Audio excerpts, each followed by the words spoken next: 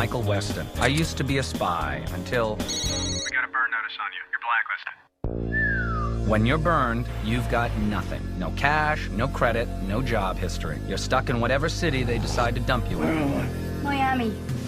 You do whatever work comes your way. You rely on anyone who's still talking to you. A trigger-happy ex-girlfriend. You shoot them. An old friend who's informing on you to the FBI. You know, spies. Bunch of bitchy little girls. Family, too, Hey, is that your mom again? if you're desperate. Someone needs your help, Michael. Bottom line, until you figure out who burned you, you're not going anywhere. Welcome to the Cinema Gold Show. I'm your host, Larry Lease. Today we begin our new series, Getting Burned, a review of Burn Notice. This week we begin with Season 1. First, we'd like to thank our sponsor, Poddex, for sponsoring this episode. You can visit poddex.com, use promo code CinemaGold for 10% off your first purchase. So to start, Michael Weston, played by Jeffrey Donovan, is a spy, or probably more accurate to say an ex-spy.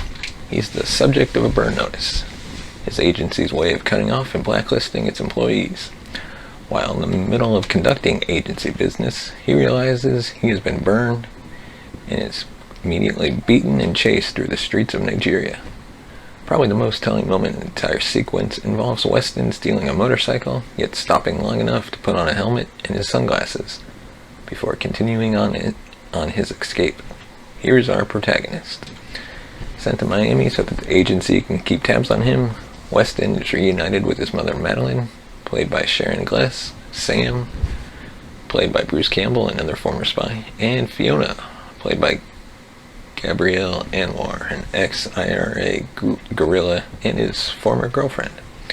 Once Michael fully realizes just what has happened to him, he begins his search to find out what brought about his getting burned. Making things difficult is the actual nature of the burn notice. Specifically, the fact he is no longer able to communicate with others at the agency, and his financial assets have all been frozen by the government. Finding a way around these obstacles and trying to move closer to an answer is at the center of the series. What makes the series work is the attempt to go beyond the conventions of the spy genre. Creator Matt Nix has made some key choices that have been integral to the unique tone of the show. The use of voiceover is one technique that is employed much more specifically and less introspectively than usual.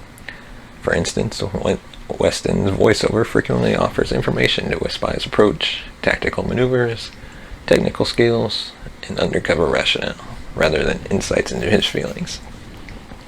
When more personal thoughts are revealed, this tends to lend certain moments more emotional weight, particularly those dealing with Michael and Fiona's unresolved relationship. One of Burn Notice's most successful choices involves the use of on-location shooting in Miami. The city is used exceedingly well in establishing a distinct environment that goes beyond the usual South Beach shots and extends to other parts of the city.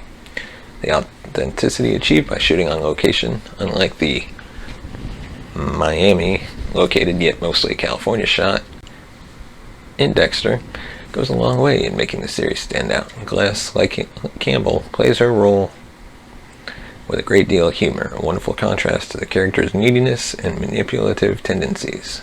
Madeline is shameless in her attempts to get Michael's attention, lying and playing the victim whenever it suits her purposes. And at the same time, she is in denial about her son's unhappy childhood caused by her abusive late husband.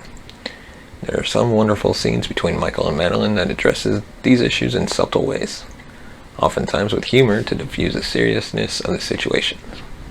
Bruce Campbell's Sam is really the comic relief of the series, as well as one of Michael's few allies. His boozy ladies' man persona makes him seem incapable to much of the covert and intricate work necessary in helping Michael, but Sam was also a spy, and it becomes clear that he was a good spy.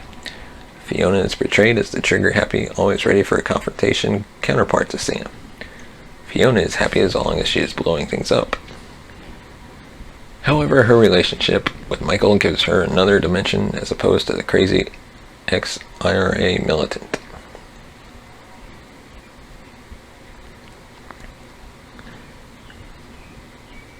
Fighting for the little guys is for suckers. We all do it once in a while, but the trick is to get in and out quickly without getting involved. That's one trick I never really mastered. This is what makes Burn Notice more than just a chase to find out the reason Michael has been burned. He's continually drawn into having to help others. The fact that this often occurs on the way to getting the bigger answers is not the point. Michael's search is not as straightforward as it would initially seem, and this gives the season another facet to explore. And that's our review for Season 1. Let us know your thoughts.